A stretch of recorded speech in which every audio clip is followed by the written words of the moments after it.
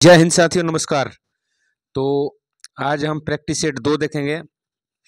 Practice set दूसरा का पहला सवाल है। देखिए, पहला सवाल लिख रहा है सितार में कितने तार होते हैं। तो सितार में आप जानते हैं 7 तार होते हैं। ठीक है जी। अगला प्रश्न देख लीजिए। पंडित कंठे महाराज का संबंध किस वाद्य से है।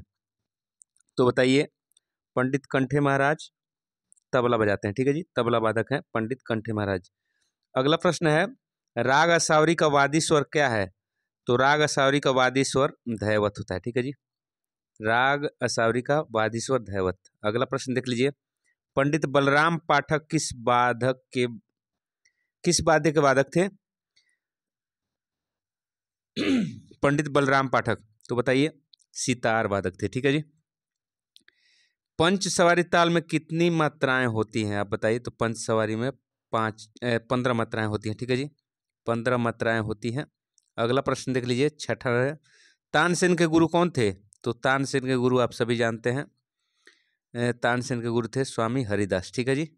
तो 6 का हो गया सी। ठीक है। अगला प्रश्न देख लीजिए, पूर्वांग प्रधान राग है।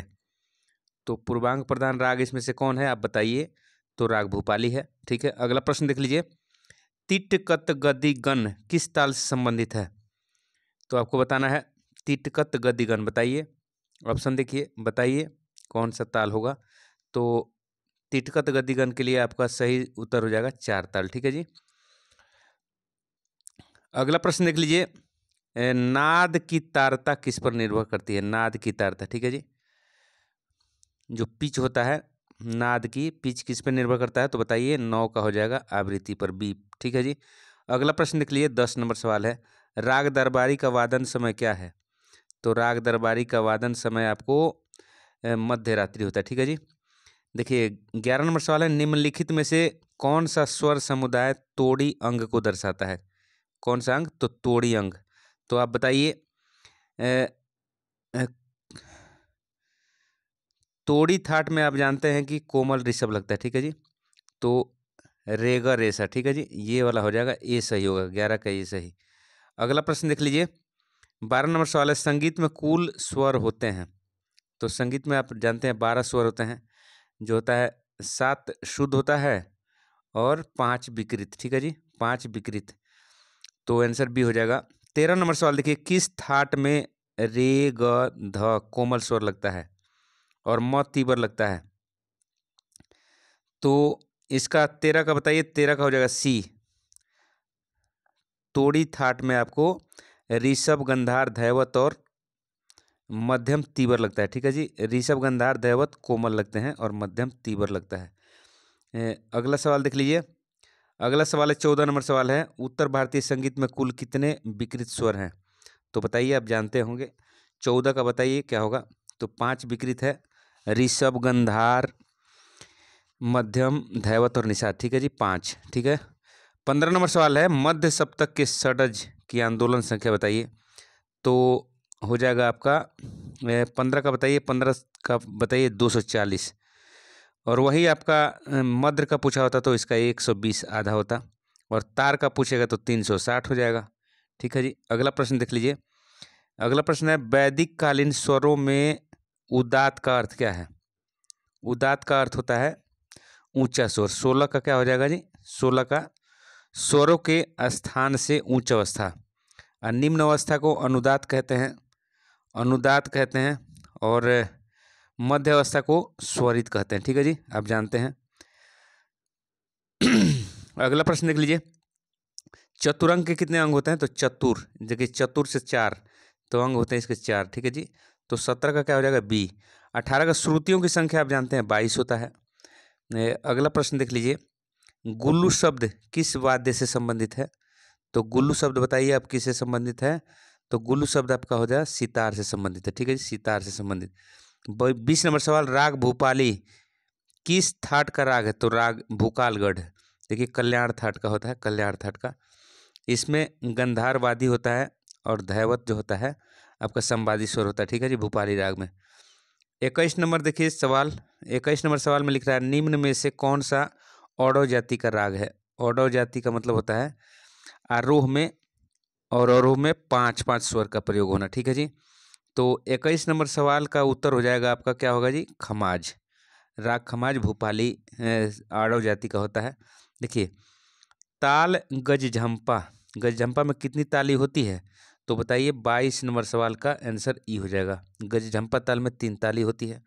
अगला प्रश्न देख लीजिए, लिख रहा है थाट कल्याण से उत्पन्न राग कौन सा है? तो केदार राग हो जाएगा। ठीक है जी, केदार राग हो जाएगा। बागेश्वरी जो है काफी थाट का होता है। भैरव जो है भैरव राग का ही होता है। देखिए आपका सही उत्तर क्या हो जाएगा, केदार, सी। देखिए 24 नंबर सवाल, देखिए सारंगी किस वर्ग का वाद्य है? तो तत् है, तार से बना होता है। औनद में तबला आएगा, घन में आपका घंटा हो जाएगा, मजीरा हो जाएगा, चिमटा हो जाएगा। ठीक है जी। अगला प्रश्न देख लीजिए, मस्जिद खानी गत किस लय में बजाई जाती है? तो बताइए मस्जिद खानी गत आपका 25 नंबर का उत्तर बताइए। तो विलंबित लय में। और द्रुत लय में कौन बजाया जाता है? तो रजा खानी गत, रजा खानी गत। ठीक है जी। और विलंबित में आप बजाते हैं मस्जिद खानी गत को सितार पर। ठीक है। 26 नंबर सवाल देखिए, भरत ने कितने ग्राम माने हैं? तो 26 नंबर सवाल का बताइए 2 ग्राम माने हैं। अगला प्रश्न देख लीजिए 27 नंबर, कौन से राग का स्वर समान है? तो इनमें से आपको ऑप्शन बताना है। 27 नंबर क्वेश्चन का आंसर हो जाएगा बी। राग भूपाली और राग देशकार का जो है स्वर समान होते हैं। ठीक है। 28 नंबर सवाल देखिए, 28 नंबर सवाल लिख रहा है गम ध प गम रे सा स्वर समूह किस राग का है? इसमें कोमल धैवत लग रहा है। देखिए कोमल ऋषभ भी लग रहा है। तो आपको चुनना है 28 नंबर का हो जाएगा भैरव राग का। ठीक है जी। धैवत और ऋषभ इसमें कोमल लगते हैं। अगला प्रश्न देख लीजिए 29 नंबर, राग में कौन से 2 स्वर एक साथ वर्जित नहीं होते? तो बताइए मध्यम और पंचम। ठीक है जी, मध्यम और पंचम को एक साथ वर्जित नहीं कर सकते हैं। 30 नंबर देखिए, बागेश्वरी में गंधार शुद्ध व पंचम वर्जित करने पर कौन सा राग बनेगा? तो 30 नंबर का आपको सवाल बताना है। तो 30 का हो जाएगा रागेश्वरी। बागेश्वरी राग में से यदि आप पंचम गंधार शुद्ध और पंचम को वर्जित कर दीजिएगा तो बागेश्वरी से वो रागेश्वरी हो जाएगा। ठीक है जी। अगला प्रश्न देख लीजिए 31 नंबर सवाल है, निम्न में से कौन सा बिहार का प्रसिद्ध संगीत घराना है? तो आपको बताना है, बताइए। 31 नंबर सवाल का बताइए बेतिया घराना। 31 का क्या हो जाएगा, बेतिया घराना सही उत्तर हो रहा है। 32 नंबर सवाल रख रहा है, विष्णु दिगंबर स्वर लिपि पद्धति में तार सप्तक में कौन सा चिन्ह लगाते हैं? तो 32 नंबर सवाल का बता दीजिए आप। 32 नंबर का देखिए इनमें से कोई नहीं। ठीक है, इनमें से कोई नहीं। अगला प्रश्न देख लीजिए, राग ललित किस थाट का राग है? तो राग ललित आप बताइए। 33 नंबर सवाल का उत्तर हो जाएगा मारवा राग, मारवा थाट का। राग ललित मारवा थाट से उत्पन्न, राग ललित मारवा थाट जनित राग है। ठीक है। 34 नंबर सवाल, पंडित बिरजू महाराज का संबंध किससे है? तो पंडित बिरजू महाराज कथक नृत्य करते थे। आंसर सी हो जाएगा 34 का सी। ठीक है। ग धनी कोमल युक्त थाट है तो असावरी। ठीक है जी। 35 का ए हो जाएगा, 35 का ए असावरी। अगला प्रश्न देख लीजिए 36 नंबर, पूर्णतः संगीतमय वेद कौन सा है? तो साम वेद, साम वेद हो गया। ठीक है। बृहदेशी के लेखक कौन है? बृहदेशी के लेखक बताइए, आप जानते हैं। 37 का ये हो जाएगा मतंग मुनि। अगला प्रश्न देख लीजिए, नारायण मोरेश्वर खरे शिष्य थे, किनके शिष्य थे? तो आपको बताना है। 38 नंबर सवाल का उत्तर हो जाएगा पंडित विष्णु दिगंबर पलुस्कर के। ठीक है जी। 39 नंबर, प्रथम भारत रत्न संगीतज्ञ कौन है?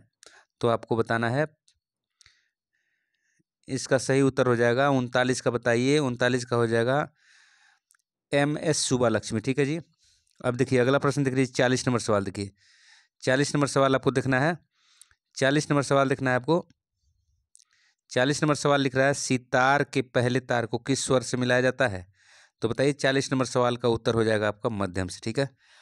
सितार पर बजाई जाने वाली विलंबित गत को क्या कहते हैं? बताइए। अभी इसके पहले ऊपर पूछा गया था क्वेश्चन, तो मस्जिद खानी गत। ठीक है जी। और रजा खानी को द्रुत लय के साथ बजाते हैं, ये द्रुत लय के साथ बजेगा। ठीक है। 42 नंबर सवाल देखिए, 42 नंबर सवाल लिख रहा है, उदात अनुदात और स्वरित के लिए कौन सा क्रम सही है? तो उदात मतलब होता है ऊंचा, ऊंचा, और अनुदात मतलब नीचा, और स्वरित मतलब मध्यम। तो आंसर सही हो जाएगा सी। ठीक है जी। आंसर सी सही हो जाएगा। अगला प्रश्न देख लीजिए 43 नंबर है, परे ग रे नी ध नी रे सा स्वर समूह किस राग का है? किस राग का है? तो आपको 43 नंबर का उत्तर बताना है। तो ये हो जाएगा राग यमन का। ठीक है जी। 44 नंबर देखिए, सदा रंग एवं आधा रंग किसके दरबारी गायक थे? तो मोहम्मद सारंगी लगे। ठीक है जी। अगला प्रश्न देख लीजिए, 45 नंबर सवाल देखिए, किसी भी ताल के एक पूरे चक्र को क्या कहते हैं? तो आवर्तन कहते हैं। ठीक है, 45 का ये हो जाएगा, 45 का ये हो जाएगा। 46 का देखिए, निम्न में से अचल स्वर के नाम से कौन जाना जाता है? तो अचल स्वर के नाम से आपको बी हो जाएगा, सा और प। सा और प को अचल स्वर कहते हैं। तो आपका 46 का क्या हो जाएगा जी? बी। ठीक है। अगला प्रश्न देख लीजिए, 47 नंबर, राग दरबारी कानड़ा किस थाट के अंतर्गत माना गया है? तो राग दरबारी कानड़ा बताइए, राग दरबारी कानड़ा बताइए, आसावरी थाट से उत्पन्न है। ठीक है जी। कौन सा राग मल्हार का प्रकार नहीं है? 48 नंबर का बताना है आपको उत्तर। तो मल्हार का प्रकार मेघ मल्हार भी होता है, चरजू मल्हार भी होता है, लेकिन कौन सी कानड़ा मल्हार नहीं होता है, ये नहीं है। ठीक है जी। तो आंसर ए हो जाएगा। ठीक है, 48 का आंसर ए। अगला प्रश्न देख लीजिए, अगला प्रश्न है 49 नंबर सवाल, प्रथम श्रुति का क्या नाम है? तो प्रथम श्रुति का नाम आपको बताना है। प्रथम श्रुति का नाम होता है तीव्र। ठीक है। 50 का भैरवी थाट आधारित राग है। भैरवी थाट से इसमें से कौन सा राग उत्पन्न होता है? तो आपको बताना है, 50 नंबर सवाल बताना है। इसका आंसर मालकोस हो जाएगा। मालकोस राग जो है भैरवी थाट से उत्पन्न राग है। ठीक है। अगला प्रश्न देख लीजिए, 51 नंबर सवाल है, मध्यम ग्राम में पंचम किस श्रुति पर होता है? तो 51 नंबर सवाल का उत्तर हो जाएगा सी, 16वीं पर। ठीक है जी, 16वीं। आडव जाति में कितने स्वर होते हैं? तो आडव जाति में 5 होते हैं, और 6 में साडव होते हैं, आप जानते हैं, और ये 7 वाला संपूर्ण होता है। ठीक है जी। और 8 स्वरों के समूह को अष्टक कहते हैं। देखिए, जय जयवंती किस श्रेणी का राग है? तो 53 नंबर का बताना है आपको उत्तर। 53 नंबर का जय जयवंती, जय जयवंती जानिए, बताइए आप इसको जानते हैं। तो इसका आंसर हो जाएगा सी, परमेल प्रवेशक राग है। मतलब जय जयवंती राग जो है एक थाट से दूसरे थाट में प्रवेश करने वाला राग है। ठीक है। 54 नंबर सवाल देखिए, किस तंत्रवाद को चौकी अथवा घुड़च पर, किसी तंत्रवाद की चौकी अथवा घुड़च पर क्या होती है? तो आपको बताना है, 54 नंबर सवाल का बताना है, जवारी होती है। ठीक है जी, और ये तानपुरा का हिस्सा होता है। ठीक है। अगला प्रश्न देख लीजिए, 55 नंबर, घराने की नींव किस काल में पड़ी? तो घराने की नींव जो है राजपूत काल में पड़ी थी। 55 का देखिए, 55 का क्या हो जाएगा? बी। अब देखिए, द्वादश स्वर मूर्छना, 56 नंबर है, द्वादश स्वर मूर्छना का आविष्कारक किसे माना जाता है? तो ये आंसर हो जाएगा 56 का हो जाएगा जी बी, मतंग मुनि को। ठीक है। अगला प्रश्न देख लीजिए, 57 नंबर सवाल देखिए, निम्न में से कौन सा स्वर अर्धदर्शक के नाम से जाना जाता है? तो मध्यम को जाना जाता है। 57 का बी हो जाएगा। पंडित रविशंकर किस घराने से थे? तो पंडित रविशंकर बताइए आप, 58 नंबर सवाल का हो जाएगा मैहर घराने से। ठीक है जी। अगला प्रश्न देख लीजिए, शहनाई किस वर्ग का वाद्य यंत्र है? तो सुशीर होता है, हवा से बजता है, मुंह से फूंक कर शहनाई बजाते हैं, तो सुशीर हो जाएगा। तत् तार वाले होते हैं। देखिए, षडज ग्राम की कितनी मूर्छनाएं होती हैं? 60 नंबर सवाल का बताइए उत्तर। आपको हो जाएगा 7 मूर्छनाएं होती हैं। देखिए, गजझंपा ताल में कितनी मात्राएं होती हैं? 61 नंबर सवाल का बताना है आपको। तो 15 मात्राएं होती है गजझंपा में। अगला प्रश्न देख लीजिए, निम्न में से 14 मात्रा वाला ताल कौन सा है?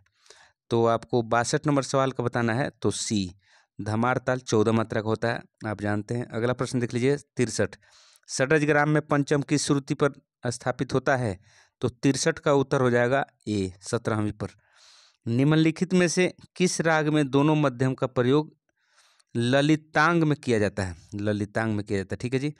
तो 64 नंबर का उत्तर हो जाएगा बी। ठीक है। अगला प्रश्न देख लीजिए, बसंत राग में, और 65 नंबर सवाल है, असावरी राग में कौन कौन से स्वर कोमल लगते हैं? तो धैवत, गंधार और निषाद। 65 का बी होना चाहिए, तो 65 का आपका आंसर हो जाएगा बी। ठीक है। असावरी थाट में गंधार, धैवत और निषाद को कोमल लगाया जाता है। वाजिद अली शाह का उपनाम क्या है? तो अख्तर पिया। ठीक है जी। 66 का हो जाएगा बी, अख्तर पिया वाजिद अली शाह का नाम है। देखिए, बाबुल मेरी नहर छूटे जाए, वो वाजिद अली शाह का जो है, जब उनको अंग्रेज निष्कासित कर रहे थे उस समय वो गाए थे। ठीक है। 67 नंबर सवाल देखिए, धमार ताल में कितने विभाग होते हैं? तो 67 नंबर सवाल का उत्तर हो जाएगा 4 विभाग होते हैं, बी। ठीक है। 68 नंबर, कर्नाटकी संगीत पद्धति में शुद्ध स्वर सप्तक को क्या कहते हैं? तो 68 नंबर सवाल का हो जाएगा कनकांगी। शुद्ध स्वर सप्तक को दक्षिण भारत में या कर्नाटकी संगीत में कनकांगी कहते हैं। अगला प्रश्न देख लीजिए, तबला किस वर्ग का वाद्य यंत्र है? तो आप जानते हैं औनद है, चमड़ा से जो बनता है उसको औनद कहते हैं। अब देखिए, उत्तर भारतीय संगीत में कितने थाट हैं? तो 10। ठीक है जी। अगला प्रश्न देख लीजिए, राग में कम से कम कितने स्वरों का प्रयोग होना आवश्यक है? तो कम से कम 5 स्वरों का। तो 5 स्वरों का प्रयोग करिएगा तो आडव जाति का राग हो जाता है। अचल स्वर कितने होते हैं? तो अचल स्वर आपको षडज और मध्यम होते हैं, षडज और पंचम, तो 2 ही होगा। 72 का आंसर क्या हो जाएगा जी? 72 का सी हो जाएगा, षडज और पंचम अचल होते हैं, मतलब ये हमेशा शुद्ध रहते हैं और अपने स्थान पर रहते हैं। देखिए, अमीर खुसरो के गुरु कौन थे? तो अमीर खुसरो के गुरु कौन थे बताइए आप? 73 का आप जानते हैं, आंसर 73 का हो जाएगा निजामुद्दीन औलिया। निजामुद्दीन औलिया अमीर खुसरो के गुरु थे। अमीर खुसरो को तोतिए हिंद कहा जाता है और आपको तबला का आविष्कारक माना जाता है अमीर खुसरो को। देखिए, अगला प्रश्न देख लीजिए, कर्नाटक ताल पद्धति में मुख्य कितनी तालें हैं? तो आपको बताना है, इसका उत्तर सही हो जाएगा आपको 74 का क्या होगा जी? 74 का सी, 7 तालें हैं। थाट राग पद्धति के अंतर्गत कितने आश्रय राग होते हैं? तो 75 का आपको 10 थाट है तो 10 आश्रय राग होगा, 10 थाट है तो 10 आश्रय राग होगा। ठीक है जी। तो आंसर क्या हो जाएगा? आंसर इसका हो जाएगा सी। ठीक है। अगला प्रश्न देख लीजिए, अगला प्रश्न है 76 नंबर, राजाखानी गत में कौन से बोल निश्चित रूप से होते हैं? तो आपको 76 नंबर का उत्तर हो जाएगा ए, दा र दा। ठीक है जी, राजाखानी गत में। ठीक है। अगला प्रश्न देख लीजिए, घुंघरू किस वर्ग का वाद्य यंत्र है? तो घुंघरू आपको घन में आएगा। ठीक है, घुंघरू आपको किस में आ जाएगा? घन वाद्य यंत्र में। इसके सुशीर देखिए, बांसुरी हो जाएगा, हारमोनिया हो जाएगा, तत् में सितार हो जाएगा, गिटार हो जाएगा, तानपुरा हो जाएगा। इस किसके बाद अगला सवाल देखिए, 78 नंबर सवाल देखिए। 78 नंबर सवाल लिख रहा है, 78 नंबर सवाल लिखा है, प्राचीन शुद्ध गंधार को आधुनिक स्वर व्यवस्था में क्या कहते हैं? प्राचीन शुद्ध गंधार को आधुनिक स्वर व्यवस्था में क्या कहते हैं? तो 78 का आपका आंसर हो जाएगा सी, कोमल गंधार। ठीक है जी। ब्रह्मताल में कितनी मात्राएं होती हैं? 79 नंबर सवाल का उत्तर हो जाएगा 28 मात्राएं ब्रह्मताल में होती हैं। और देखिए, तिलवाड़ा में कितनी मात्राएं होती हैं? 80 नंबर सवाल का उत्तर हो जाएगा तिलवाड़ा में आपको 16 मात्राएं होती है। तो आज के वीडियो में इतना ही, अगले वीडियो में फिर मिलते हैं। चैनल को लाइक करिए, सब्सक्राइब करिए और मित्रों में शेयर करिए। ज्ञान फैलाने से ज्ञान बढ़ता है, इस विचार को स्वीकार करिए और मित्रों में शेयर करिए। जय हिंद, जय भारत।